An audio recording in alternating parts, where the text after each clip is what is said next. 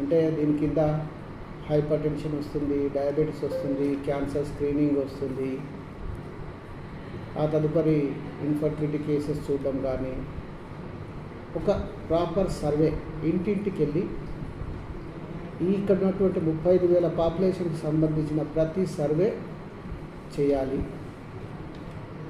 ఆ సర్వేలో భాగంగా మా ఆశా కార్యకర్తలు, ఏఎన్ఎంలు, సూపర్వైజరీ స్టాఫ్ వాళ్ళు ప్రతి ఒక్క ఇంటికి వెళ్తారు. ఇంటికి వెళ్ళినప్పుడు వారు ఇంటి దగ్గర ఉండే వ్యక్తి యొక్క ఆధార్ కార్డు ఒకటి అడగటం జరుగుతుంది. ఈ ఆధార్ కార్డు ద్వారా ఫస్ట్ విలేజ్ హెల్త్ రిజిస్ట్రీ అనేది ఒకటి తయారు చేస్తారు. ఇది కామారెడ్డిలో అండ్ తెలంగాణ అంతటా కూడా ఆల్రెడీ జరిగింది, బట్ బాన్స్వాడలో జరగలేదు.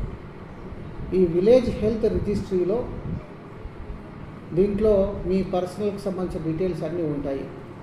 ఒక హెడ్ ఆఫ్ ద ఫ్యామిలీ ఎవరు, వాళ్ళకు సంబంధించిన ఫ్యామిలీ మెంబర్స్ ఏంటి, వాళ్ళకు ఉన్న జబ్బులు ఏంటివి, ఇవన్నీ కూడా ఒక డేటా అనేది తీసుకుంటారు. అలాగే టెస్టులు చేయడానికి కానీ కూడా డీటెయిల్స్ తీసుకోవడం అనేది జరుగుతుంది.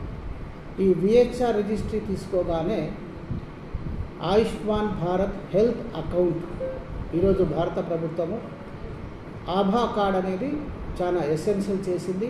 ఈ ఆభా కార్డులో మీ హెల్త్ ప్రొఫైల్ అంతా కూడా ఒక డిజిటలైజేషన్ రూపంలో ఉంటుంది.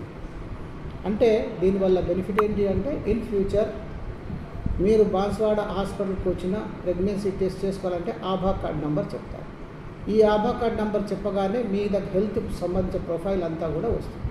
దాన్ని చూసి మీకు ట్రీట్మెంట్ అనేది పెట్టడం అనేది జరుగుతుంది, ప్రస్తుతం ఉన్న కంప్లైంట్స్ బేస్ చేసుకొని.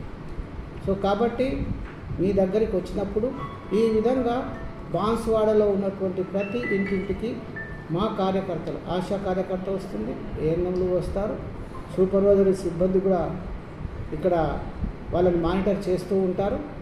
సో మరి ఈ 6 రోజులు మా సిబ్బందికి ప్రతి ఒక్క లీడర్, ప్రజాప్రతినిధి కావచ్చు, అలాగే పౌరులందరూ కావచ్చు, దయచేసి కోఆపరేట్ చేయవలసిందిగా విజ్ఞప్తి చేస్తున్నాం.